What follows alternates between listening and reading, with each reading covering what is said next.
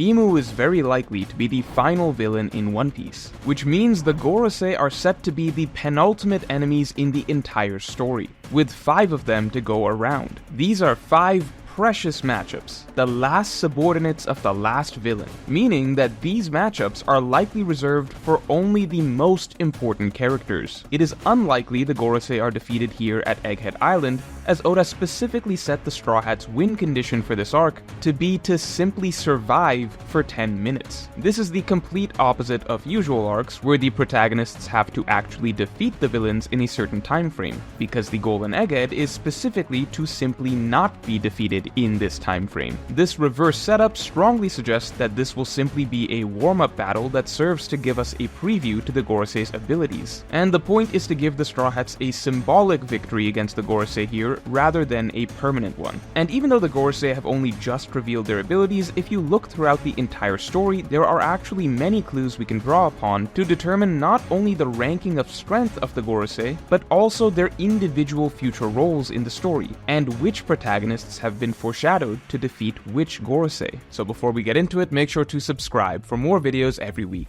Now you might be saying, Morge, you're looking really good. And you'd be right, because right now I've got my facial hair exactly how I want it. You've probably seen me in the past with a giant beard, and other times you've seen me clean shaven. But to be honest, I probably look best with some very light facial hair, like I have right now. This is thanks to Manscaped, the sponsor for this video. If you ask women, a lot of them will say that guys tend to look best with some stubble or light facial hair. I love this. And the best way to find the look that works for you and stick with it is with Manscaped's Beard Hedger beard trimmer. It is by far the best beard trimmer that you can get on the market, with over 20 different beard length settings and titanium coated stainless steel that will give you an extremely precise trim that you can't get anywhere else. Not to mention, Manscaped is also offering the more compact, travel-friendly handyman shaver on top of its beard hedge trimmer. So if you want to improve your appearance, if you want to feel more attractive, then find the facial hairstyle that works best for you. Just head over right now to manscaped.com and get your hands on the Beard Hedger and the Handyman. When you use my promo code MORGE, you'll get 20% off plus free international shipping. So go to manscaped.com right now and use code MORGE to get the package.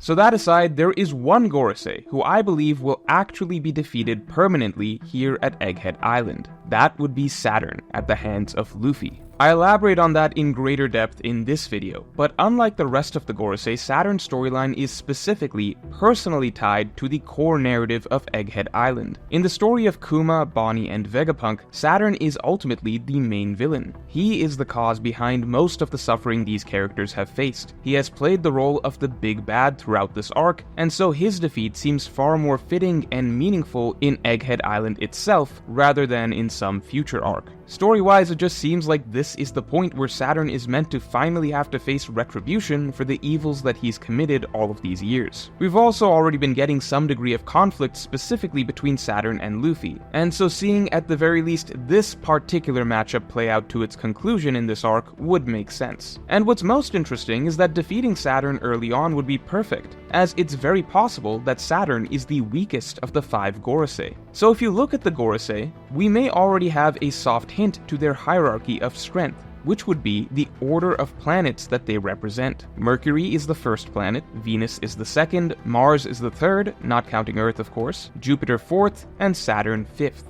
Whereas with some subordinate groups, Oda does clear numerical rankings, such as CP9 with Daraki, or Baroque Works agents with numbers, or the priests with their trial percentages. With other subordinate groups, Oda uses a softer system based on implicit hierarchy. For example, King, Queen, and Jack's strength hierarchy follows the card rankings that they are named after. Even Doflamingo seats, Pika, Diamante, and Treble, follow the card suit hierarchy of spades being above diamonds being above clubs. Now, this obviously doesn't mean it's necessarily the same rule for the order of planets as pertains to the Gorosei, but from what we know about them, is there any truth to the idea that Oda may have named them in order of strength? Well, for starters, it would make sense that Saturn may be the weakest, as he's the first one that we're getting to fight, and he's very likely the first one who will go down. Generally, against any group the Straw Hats go up against, one of the weaker members of the group will be an earlier enemy that they defeat before the rest of the group. And on the other hand, if we look at the top of the list, Warcury being the strongest would make a lot of sense, as if you go back through all of the Gorosei's past appearances through the entirety of the series, you will notice that Warcury always gets a bit more speaking time than the rest,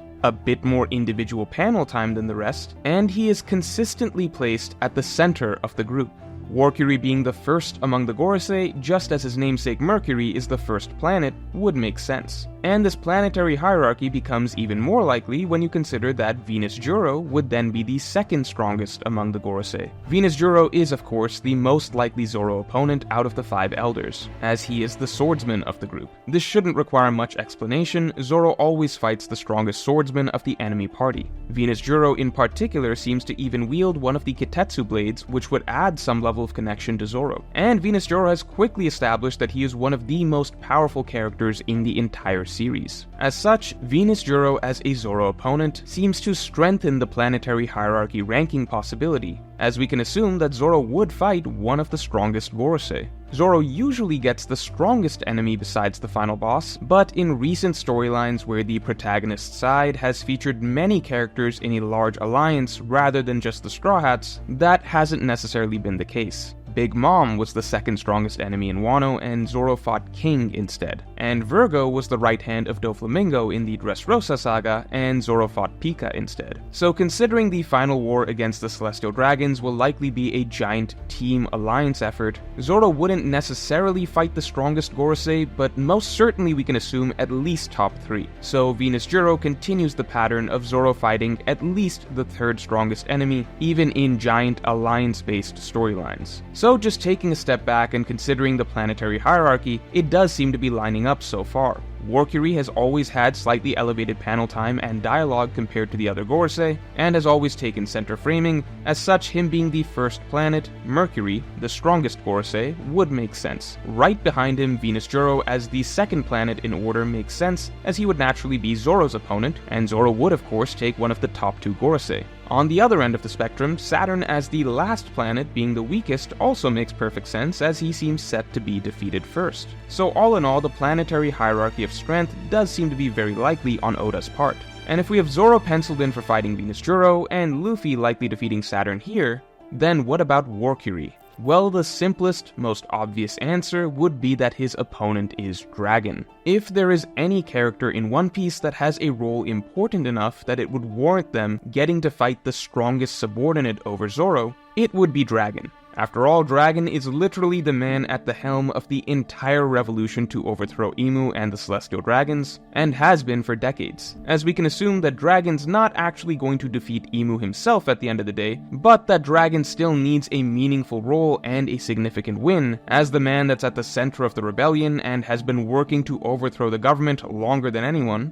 Defeating the head of the Gorosei would be very fitting for him. It would also carry some symbolic significance, as Dragon is clearly deeply driven by his philosophies on justice and right and wrong in the world, and Warcury is the godhead of justice, therefore likely representing the exact opposite ideology that Dragon has been fighting for with the Revolutionary Army all these years. So now we get to the 2 remaining options, Jupiter and Mars. To begin with, it should be acknowledged that there is a theory that one of the Gorosei may rebel against Imu. This is largely due to parallels with Doflamingo and Enel, with both of these characters being the previous god-complex villains that have been faced in the story, with Doflamingo and Enel also having their own set of loyal pillars who place them on a pedestal. The parallels are very striking, however Doflamingo and Enel each only have 4 subordinates, whereas Imu has 5. Now this could be meaningless, but it is interesting that Doflamingo was supposed to have 5 seats. At first he had 5, Pika, Diamante, Treble, and Corazon,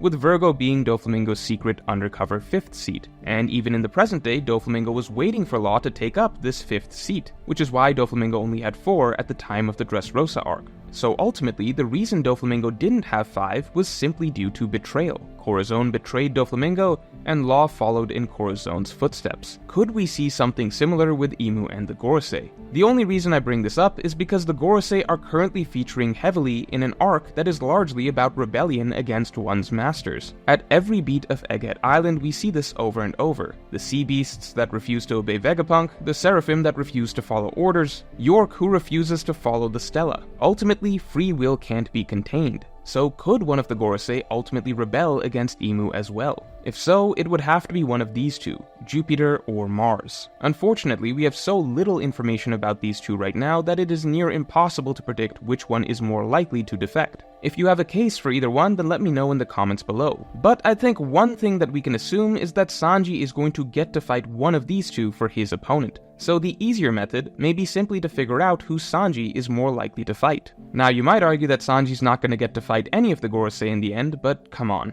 Even if Sanji may go some long stretches without getting a good 1v1, at the end of the day, Oda will always deliver for this character. There's a reason that Zoro and Sanji as a duo have always been portrayed as Luffy's right and left-hand men, and even explicitly as the wings of the Pirate King. If Zoro is getting to fight a Gorosei, then Sanji is most likely getting a Gorosei matchup as well. So on the one hand, for a long time many have seen the visual similarities between Sanji and Jupiter as a low-key indication of a future matchup between the two. When I first saw Jupiter in his Zoan form, I immediately thought there's no way that Sanji would fight a giant worm creature. That seems like a weird fit, but then I thought about it and realized that very literally last arc, Sanji was fighting something pretty damn similar. At least as far as ancient Zoans go, a Brachiosaurus is as close as it gets. And if we want to get really into the nitty-gritty, we even got a direct callback scene to the giants freeing Luffy from the Brachiosaurus as they free Luffy from Jupiter's giant worm form, but that might just be really circumstantial evidence at the end of the day. Now on the flip side, Mars has a much more traditionally cool transformation as a giant bird, and so he could make for a phenomenal battle for Sanji in the sky, which is something we haven't really gotten to see for Sanji yet.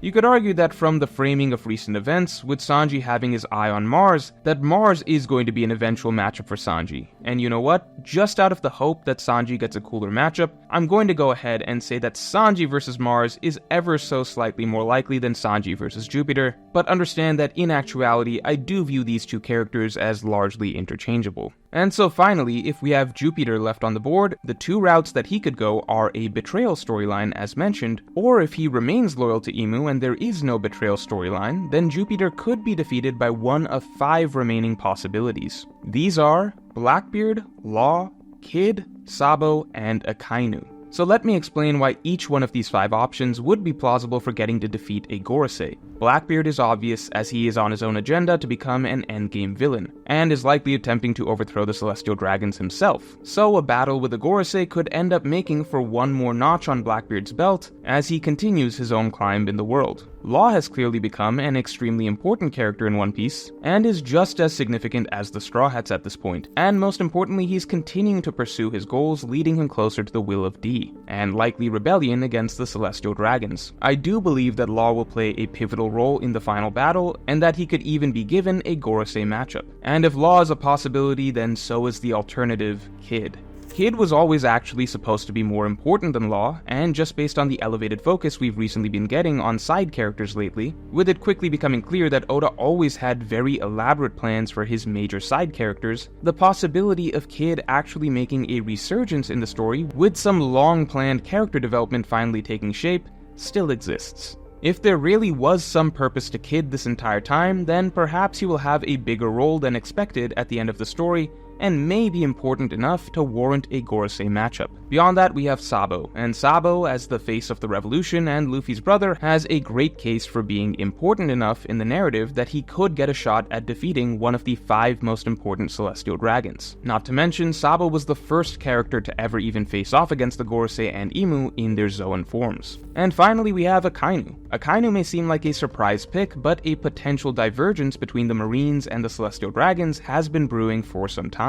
Akainu already strongly disagrees with the Gorosei's ways, and with Vegapunk's speech around the corner, it's possible that when the truth of the world government, Imu, and the Celestial Dragons is revealed to the world, Akainu and the Marines may straight up break off and separate from the ruling class. Akainu fighting and defeating one of the Gorosei in the process would go a long way to establishing Akainu's own role in the story as an endgame villain, and would mark a clear breaking point between the Marines and the Celestial Dragons. So looking at the 5 Gorosei, Warcury likely goes to Dragon, Venusjuro almost certainly goes to Zoro, Mars hopefully to Sanji, and Jupiter is an enigma with possibilities of betrayal or being defeated by a surprise character such as Blackbeard, Law, Kid, Sabo, or even Akainu. And finally Saturn should go down here at Egghead. So let me know what Gorosei matchups you predict in the comments below. And if you enjoyed this video, then definitely like and subscribe. And if you want to know who I think is most likely out of Blackbeard, Law, Kid, Sabo, and Akainu to defeat a Gorosei, then you can get my extended thoughts on my weekly podcast by supporting me on Patreon. Link in the description below.